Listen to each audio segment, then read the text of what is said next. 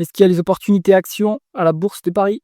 C'est ce qu'on continue de regarder ensemble dans cette vidéo. Abonnez-vous à la chaîne, activez la cloche si ce n'est pas déjà fait. Il y a encore beaucoup de monde qui regarde les vidéos régulièrement sans être abonné. S'il vous plaît, abonnez-vous, ça m'aidera à faire connaître mon travail et ça ne vous coûte pas très cher.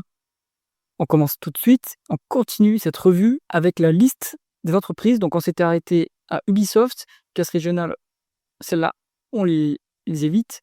On prend Compagnie des Alpes, Ramsay, Général de Santé, Électricité de Strasbourg, Mercialis, c'est une rate, donc à l'écart, Target, Neuron, Criteo, pas coté en France, mais c'est une société française. En tout cas, les locaux sont basés à Paris.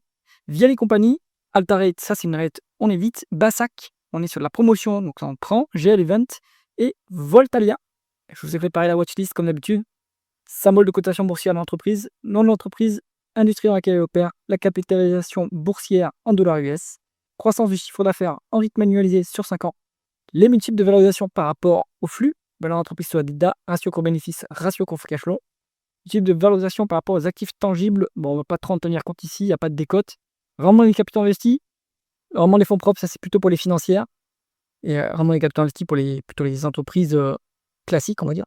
Levier en termes de dette nette sur EBITDA, rendement du dividende s'il y en a un, free cash flow par rapport au bénéfice net pour valider le payout ratio.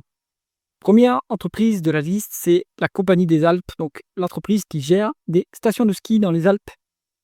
Elle est dans le fonds France d'indépendance aérienne d'ailleurs, cette entreprise.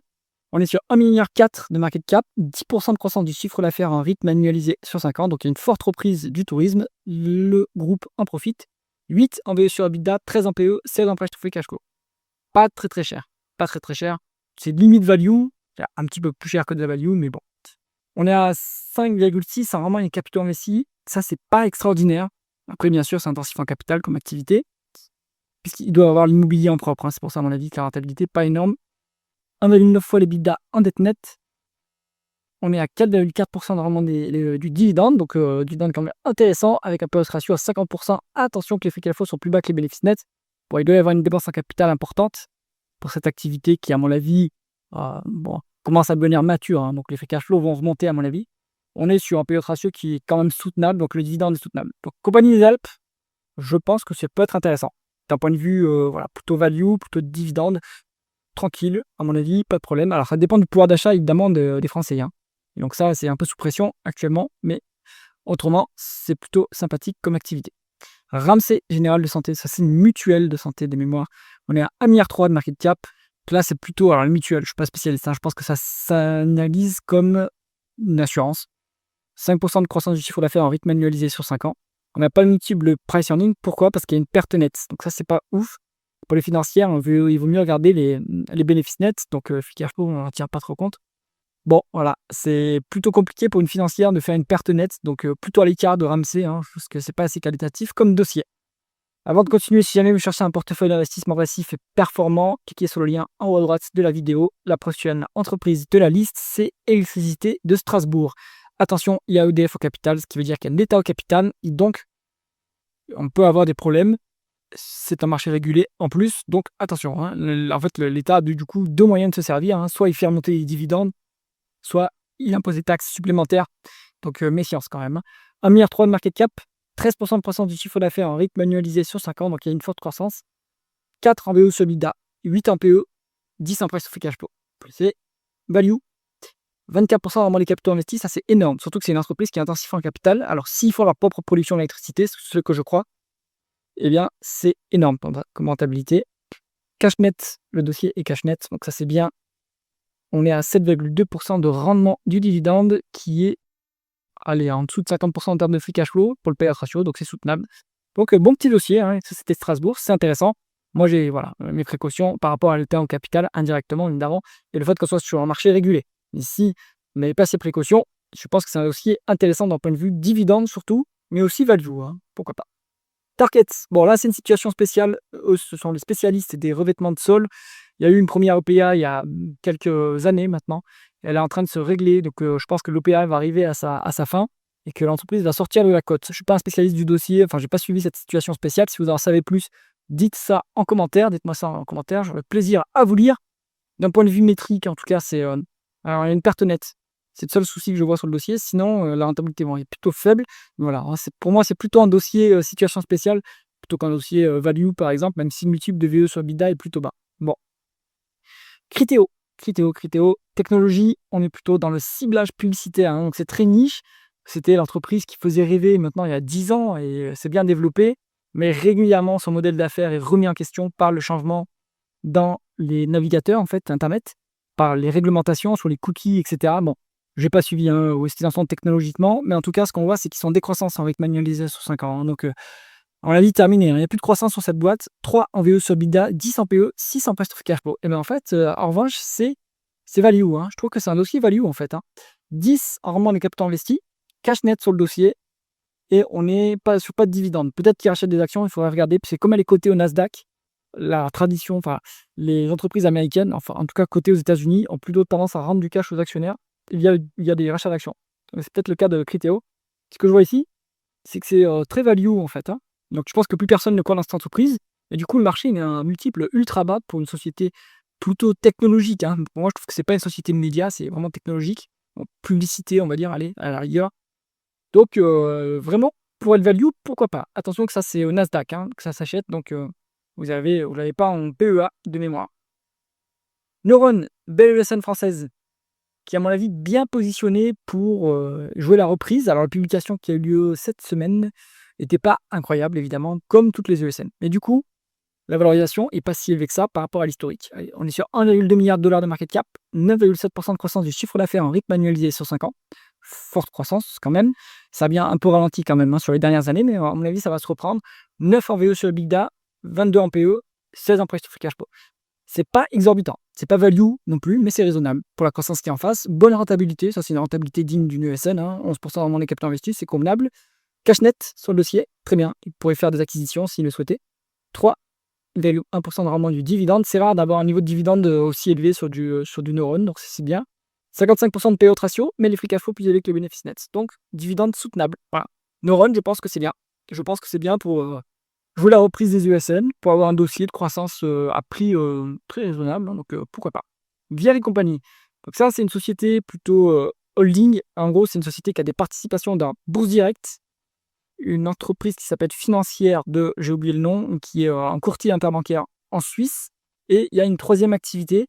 En gros, la thèse d'investissement, d'ailleurs dans le fond dans les dépenses AM, c'est que la valeur de la société est inférieure à la somme des parties, inférieure à la valeur des différentes participations. Donc il y a plutôt une décote à ce niveau-là, même en termes multiples. Hein, si on regarde d'un point de vue plutôt société financière, on a moins de 10 en PE, donc c'est pas ultra cher. On a de la croissance, 6,5% de croissance du chiffre d'affaires en rythme annualisé sur 5 ans. On a un bon rendement des fonds propres à 25%, cash net sur le dossier, 3% de dividendes, un PE ratio qui est faible à 21% et soutenable. Donc voilà, DL, c'est pas mal, hein, c'est pas mal. C'est pas pour rien qu'elle est dans le fonds d'indépendance AM. Hein. C'est une belle société. Après, en tant qu'utilisateur de Bourse Direct, moi je trouve que c'est pas incroyable d'un point de vue interface, mais en niveau prix, c'est très compétitif. Et en plus, ils proposent des PEA pour un broker un peu low cost, c'est pas mal. Donc pourquoi pas. Bourse Direct est d'ailleurs aussi coté en bourse, hein, il faut le savoir. Donc ça permet aussi d'établir la valeur des activités. Je crois que 2 des activités d'ailleurs sont cotées en bourse. Donc ça permet d'avoir facilement le prix des participations. Bassac, on est... Alors ici, c'est pas management, c'est développement. Hein. C'est un promoteur immobilier, secteur en difficulté, mais bon, qui est en train de rebondir. Donc il y a eu des dommages collatéraux. Hein. Il y a eu Capelli qui a fait faillite. Il y a eu Nexity qui a dû bien faire des cessions d'actifs et pour se désendetter. Donc après, il y a des acteurs qui s'en sortent bien. Il y a Bassac, il y a Exaom. Donc il y a quand même des dossiers qui surnagent dans ce marasme ambiant de l'immobilier. Moi, je vous donne ma vision régulièrement sur l'immobilier en France. Je pense que c'est plutôt baissier à court moyen terme et même long terme. Maintenant, ça ne veut pas dire qu'on ne peut pas prendre des parts de marché et faire de la croissance dans un marché baissier. Non, ça existe complètement. D'ailleurs, on peut racheter des concurrents qui auraient pris trop de risques et qui seraient trop endettés. Donc, Bassac, à mon avis, ils sont en mesure de le faire. 1,1 milliard de dollars de market cap, 10% de croissance du chiffre d'affaires en rythme annualisé sur 5 ans. Forte croissance. Donc ça, je pense que c'est la croissance externe, hein, vu que le secteur est quand même dans le marasme. 7 en VE sur EBITDA, 11 en PE, 7 en price to free cash flow. C'est value. 6,4 en rendement des capitaux investis. C'est correct, hein, c'est intensif en capital, donc c'est normal que la rentabilité ne soit pas exceptionnelle. On est à 1,9 fois les dividendes net, ça reste gérable en bas de cycle. Un petit dividende de 1,7% avec des free cash flow plus élevés que les bénéfices nets. le payout ratio est très faible, donc ils vont pouvoir augmenter ce dividende sans problème. Donc Bassac, pourquoi pas? Je suis plutôt structurellement à l'écart du secteur, mais pourquoi pas? D'un point de vue value, c'est pas mal. Voltalia, on est sur l'énergie, la production d'énergie renouvelable. Très compliqué ce secteur, très très compliqué. 1,1 milliard de dollars de market cap, 25,5% de croissance du chiffre d'affaires en rythme annualisé sur 5 ans, c'est très bien, ça se paye cher. Hein. 17,5 en VE sur EBITDA et il n'y a pas de bénéfice ni de free cash flow. Donc plutôt, et la dette là, elle a l'air élevée. Hein. Donc si c'est la dette hors loyer, ça c'est très dangereux. Donc attention sur ce dossier, je pense que vaut mieux se mettre prudemment à l'écart. Ensuite, on a GL Events, société spécialisée dans l'organisation d'événements, comme son nom l'indique. 1,1 milliard de dollars de market cap, 15% de croissance du chiffre d'affaires en rythme annualisé sur 5 ans. Plutôt une forte croissance. Alors, je ne pense pas que ça soit de la croissance organique, parce que ce n'est pas un secteur qui est en forte croissance, surtout dans les zones où ils opèrent. Donc, possiblement une acquisition hein, sur les 5 ans. On est à 8 en VE sur EBITDA, 11 en PE, 6 en presse free cash flow. Plutôt regarder les free cash flow que les bénéfices nets, à mon avis, parce que c'est justement mature comme société, qu'il n'y a pas beaucoup de croissance organique. C'est value, je trouve que c'est value GL Events.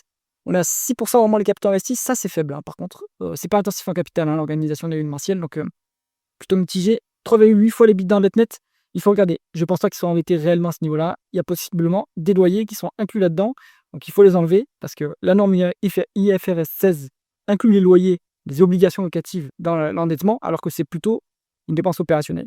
On n'a pas la même chose dans le GAAP, hein, donc les principes comptables américains. Donc c'est pour ça qu'il faut faire attention quand on compare des dossiers américains et européens, d'avoir la même façon de regarder l'endettement. Donc à vérifier si on est endetté à ce niveau-là, j'en doute un peu quand même. 2,8% vraiment du dividende, payout ratio à 24%, free cash flow plus avec les bénéfices nets, soutenable sans problème. Bon, alors il y a quand même des dossiers sympas hein, là-dedans. D'un point de vue value, on peut faire du Compagnie des Alpes, on peut faire Électricité de Strasbourg, attention avec l'État au capital, on peut faire du GL Event, attention, vérifiez bien l'endettement, s'il est au-dessus de 3, en réalité, il vaut mieux pas y aller. Après, d'un point de vue, alors, plus risqué, mais c'est aussi value, hein, il faut l'admettre, c'est Bassac aussi, pas mal. Après, et bien sûr, via les compagnies, ça c'est value. Donc là, vous avez quand même 5 bons dossiers value. Target, situation spéciale. Criteo, bon, un peu compliqué à mon avis quand même. Hein. Il faut bien s'y connaître, c'est un marché de niche. Ramsey, bof. Et Neuron, c'est plutôt croissance à prix raisonnable. Voilà, j'espère que cette revue vous a intéressé. Si c'est le cas, mettez un pouce vers le haut et pensez à vous abonner à la chaîne. À bientôt.